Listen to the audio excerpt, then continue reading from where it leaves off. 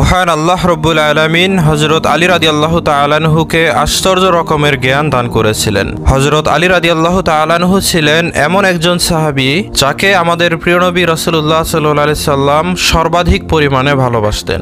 আমাদের প্রিয় নবী মুহাম্মদুর রাসূলুল্লাহ সাল্লাল্লাহু আলাইহি সাল্লাম বলেছেন, আমি হলাম জ্ঞানের শহর আর আলী হচ্ছে সেই শহরের দরজা। আলী রাদিয়াল্লাহু তাআলা আনহু লোকদেরকে বলতেন, হে লোকেরা, তোমরা যদি কোনো বিষয় জানতে চাও তবে তা আমার নিকট প্রশ্ন করো।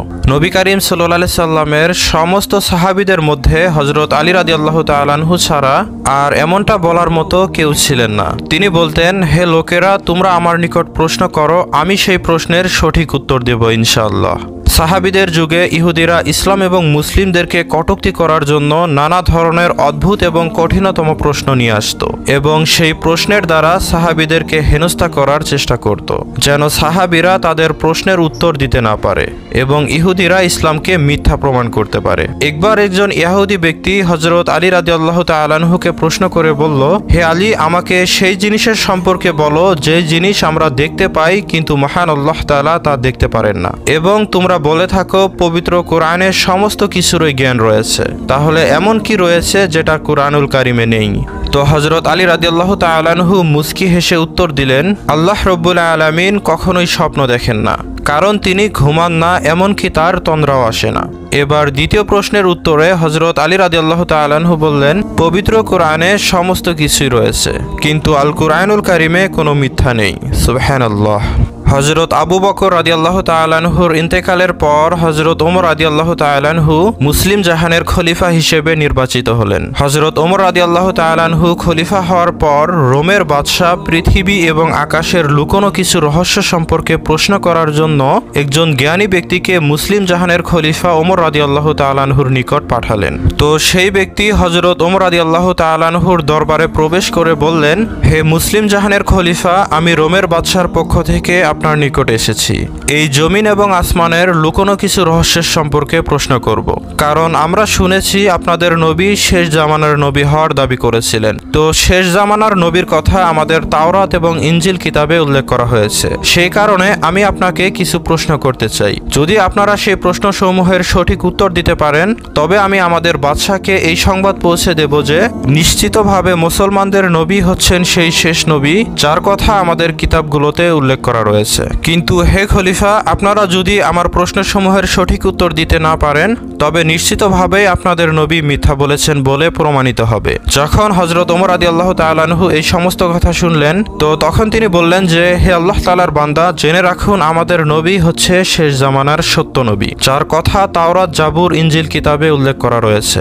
আপনার যে সমস্ত প্রশ্ন রয়েছে তা আপনি নির্দ্বিধায় বলতে পারেন। তো এই কথা শুনে সেই ব্যক্তি বলল, আমার প্রথম প্রশ্ন হচ্ছে, পৃথিবীতে এমন কোন স্থান রয়েছে যেখানে কেবলমাত্র একবারই সূর্যের আলো পড়েছিল এবং তারপর থেকে আর কখনোই সেখানে সূর্যের আলো পড়েনি? আমাকে সেই জায়গার কথা বলুন।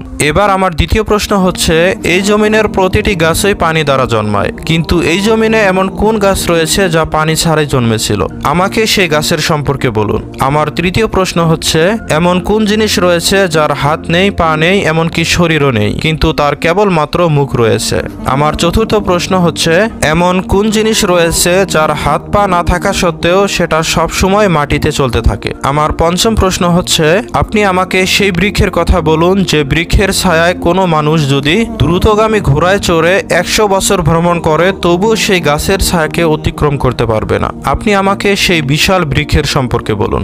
আমার 6 নম্বর প্রশ্ন হচ্ছে, মুসলমানরা বলে জান্নাতে তারা খাবার এবং পানীয় গ্রহণ করবে, কিন্তু খাবার ও পানীয় গ্রহণ করার পরেও প্রস্রাব পায়খানা করবে না। আমি আপনাদের এই কথার সঙ্গে কোনোভাবেই একমত নই। তো আপনারা আমাকে এটা বুঝিয়ে দিন যে খাবার গ্রহণ করার পরেও কেন প্রস্রাব পায়খানা করবে না। আমার শেষ এবং সপ্তম প্রশ্ন হচ্ছে, আপনারা মুসলিমরা বলে থাকেন মহান আল্লাহ তাআলা জান্নাত সৃষ্টি করেছেন এবং সে জান্নাতের দরজাও রেখে দিয়েছেন। যদি সেই জান্নাতের দরজা থাকে তাহলে আমাকে জান্নাতের দরজার তালা চাবির সম্পর্কে বলুন। তো সেই ব্যক্তির এমন অদ্ভুত প্রশ্ন শুনে হযরত ওমর রাদিয়াল্লাহু তাআলা আনহু সেই মজলিসে উপস্থিত সমস্ত সাহাবীদেরকে নির্দেশ দিলেন তারা যেন তৎক্ষণাৎ ওই ব্যক্তির সমস্ত প্রশ্নের উত্তর দিয়ে দেন। কিন্তু সেই মজলিসে এমন কোনো ব্যক্তি উপস্থিত ছিলেন না যিনি এই সকল প্রশ্নের সঠিক উত্তর দিতে পারবেন। কিছু সময় অতিবাহিত হওয়ার পর যখন সে ব্যক্তিটি দেখলেন কেউই তার প্রশ্নের সঠিক উত্তর দিতে পারছে না, তখন তিনি বললেন, হে মুসলিম জাহানের খলিফা, এখানে উপস্থিত থাকা একজন ব্যক্তিও আমার প্রশ্নের সঠিক উত্তর দিতে সক্ষম হচ্ছে না।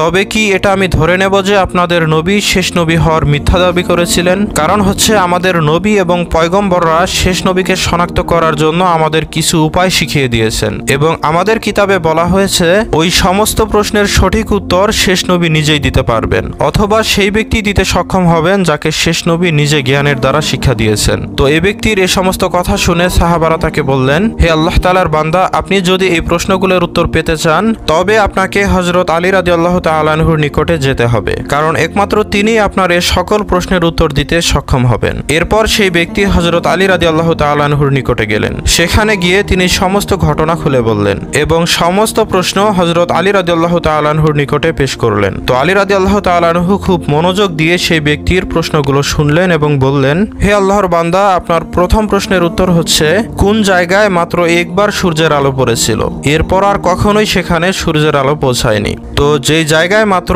একবার সূর্যের আলো পড়েছিল আর তা হচ্ছে সমুদ্রের সেই অংশ যেই অংশ দিয়ে মহান আল্লাহ তাআলার নবী হযরত মুসা আলাইহিস সালাম তার সম্প্রদায় বনি ইসরাইলকে পার করেছিলেন। আল্লাহ তাআলা হযরত মুসা আলাইহিস সালামকে আদেশ করেছিলেন, হে মুসা, তোমার লাঠি দিয়ে এই সমুদ্রে আঘাত করো। যখন মুসা আলাইহিস সালাম লাঠি দিয়ে সমুদ্রে আঘাত করলেন তখন সমুদ্র দুই ভাগ হয়ে গিয়েছিল এবং হযরত মুসা আলাইহিস সালামের সম্প্রদায় বনি ইসরাইল সেই পথ দিয়ে সমুদ্র অতিক্রম করেছিলেন। যখন হযরত মুসা আলাইহিস সালামের সম্প্রদায় সমুদ্রের মাঝখানে রাস্তা দিয়ে পার হচ্ছিলেন তখন সেই অংশে প্রথমবারের মতো সূর্যের আলো পড়েছিল। যখন হযরত মুসা আলাইহিস সালামের সম্প্রদায় সমুদ্রের সেই অংশ অতিক্রম করে ফেলল তখন সমুদ্র আবারও মিলিত হয়ে গেল এবং সেই জায়গা পুনরায় পানি দিয়ে পরিপূর্ণ হয়ে গেল। তারপর থেকে আজ পর্যন্ত সেখানে কখনোই সূর্যের আলো পড়েনি। তো আপনার দ্বিতীয় প্রশ্ন হলো, এই দুনিয়াতে প্রতিটি গাছই পানি দ্বারা জন্মায়, কিন্তু এমন কোন গাছ রয়েছে যা পানি ছাড়াই জন্মেছিল? হে আল্লাহর বান্দা, মহান আল্লাহ রাব্বুল আলামিন হযরত ইউনূস আলাইহিস সালামের জন্য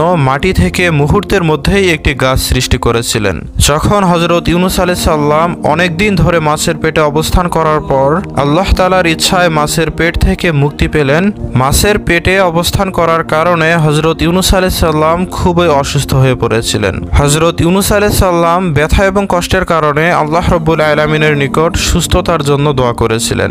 এরপর আল্লাহ তাআলা তার দোয়া সঙ্গে সঙ্গে কবুল করে নিয়েছিলেন আর মুহূর্তের মধ্যেই একটি লাউ গাছ সেখান থেকে উৎপন্ন করে দিয়েছিলেন, যার ফল খেয়ে হযরত ইউনূস আলাইহিস সালাম আবারও সুস্থ হয়ে উঠেছিলেন। সুতরাং হে আল্লাহ তাআলার বান্দা, যে গাছটি পানি ছাড়াই জন্মেছিল তা হলো সেই লাউ গাছ যা আল্লাহ রাব্বুল আলামিন হযরত ইউনূস আলাইহিস সালামের জন্য মাটি থেকে এক মুহূর্তের মধ্যেই উৎপন্ন করেছিলেন।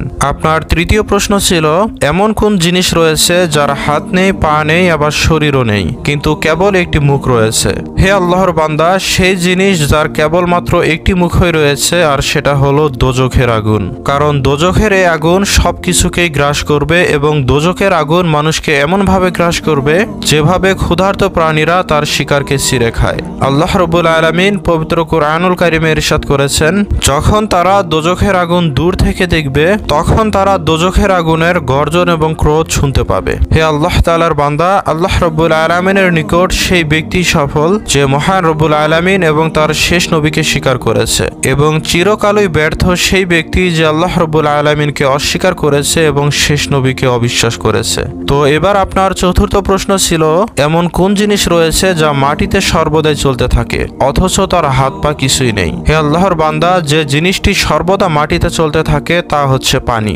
মহান আল্লাহ তাআলা পানিকে এই পৃথিবীতে যখন অবতীর্ণ করেছেন তখন থেকে আজ পর্যন্ত এই পানি মাটিতে সর্বদাই প্রবাহিত হয়ে চলেছে। মহান আল্লাহ তাআলা মানুষের জন্য এই পানিতে একটি শিক্ষাও রেখেছেন, যেমনটি হচ্ছে পানি মাটিতে নিরন্তর প্রবাহিত হয়। মহান আল্লাহ তাআলা পানির জন্য নিজেই পথ তৈরি করে দেন। হে আল্লাহর বান্দা, আপনি মহান আল্লাহ তাআলার পথে চলার চেষ্টা করুন, নিঃসন্দেহে আল্লাহ তাআলা আপনার জন্য পথ সৃষ্টি করে দেবেন যেমন তিনি পানির জন্য পথ সৃষ্টি করে দেন। আপনার পঞ্চম প্রশ্ন ছিল, যদি কেউ ঘোড়ার গতিতে 100 বছর পর্যন্ত সেই বৃক্ষের ছায়া চলতে থাকে তবুও সেই বৃক্ষের ছায়া কখনো শেষ হবে না। হে আল্লাহর বান্দা, সেই গাছটির নাম হলো শারজাতুত তুবা। শাজরাতুত তুবা জান্নাতের সেই বৃক্ষগুলির মধ্যে এমন একটি বৃক্ষ যেটা এতটাই বড় যে ওই বৃক্ষের শাখা প্রশাখা শাখা জান্নাতের প্রতিটি ঘর পর্যন্ত পৌঁছে যাবে।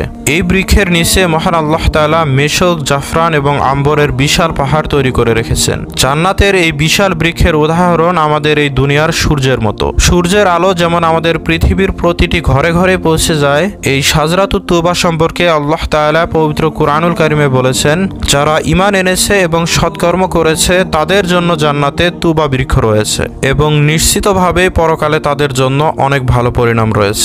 আপনার ষষ্ঠ প্রশ্ন হলো, জান্নাতে মানুষ খাদ্য গ্রহণ করবে কিন্তু খাদ্য গ্রহণ করার পরেও তারা প্রস্রাব পায়খানা করবে না, এটা কিভাবে সম্ভব? হে আল্লাহ তাআলার বান্দা, আপনি জেনে রাখুন, মানুষ নিশ্চিতভাবে জান্নাতে খাবার গ্রহণ করবে কিন্তু তারা কখনোই প্রস্রাব এবং পায়খানা করবে না। এর উদাহরণ হলো, একটি শিশু 9 মাস যাবৎ তার মায়ের গর্ভে অবস্থান করে এবং খাদ্যনালী দিয়ে খাবার গ্রহণ করে থাকে, কিন্তু সেই 9 মাসের মধ্যে মায়ের গর্ভে সে কখনোই প্রস্রাব পায়খানা করে না। সুতরাং হে আল্লাহ তাআলার বান্দা, আপনি জেনে রাখুন, আল্লাহ তাআলা সর্বময় ক্ষমতার অধিকারী। যদি আল্লাহ তাআলা চান যে জান্নাতে মানুষ খাদ্য গ্রহণ করবে কিন্তু প্রস্রাব ও পায়খানা করবে না, তা অবশ্যই সম্ভব। আপনার শেষ এবং সপ্তম প্রশ্ন হলো, যদি জান্নাতে দরজা থাকে তবে সে জান্নাতের তালা এবং চাবি কেমন হবে? জান্নাতে তালা হবে আল্লাহ তাআলার সঙ্গে শিরক করা। যে ব্যক্তি মহান আল্লাহ তাআলার পরিবর্তে অন্য কাউকে উপাস্য বানাবে এবং তার পূজা করবে, নিশ্চয়ই তার জন্য জান্নাতের দরজার তালা কখনোই খুলবে না। এমনিভাবে জান্নাতের দরজার চাবি হচ্ছে মৃত্যু পর্যন্ত তাওহীদের সাক্ষ্য দেয়া। যে ঈমান নিয়ে কবরে যাবে সে অবশ্যই জান্নাতে প্রবেশ করবে ইনশাআল্লাহ। তো এই সকল প্রশ্নের উত্তর শুনে সেই ব্যক্তি একেবারে হতভম্ব হয়ে গেল এবং সেই ব্যক্তি সঙ্গে সঙ্গে কালিমা পাঠ করে মুসলিম হয়ে গেল। সুবহানাল্লাহ। তো সম্মানিত ভিউয়ার্স, হযরত আলী রাদিয়াল্লাহু তাআলা আনহুর যেমন প্রজ্ঞা ছিল, তেমনি তিনি ছিলেন একজন আদর্শ স্বামী এবং একজন বীর যোদ্ধা, যার ইতিহাস, যার কর্মতৎপরতা আমরা প্রতিটি পরতে পরতে উপলব্ধি করতে পারি। তো সম্মানিত ভিউয়ার্স, আজ তাহলে এ পর্যন্তই। এরকম ভিডিও পেতে হলে অবশ্যই আমাদের চ্যানেলটিকে সাবস্ক্রাইব করে রাখুন।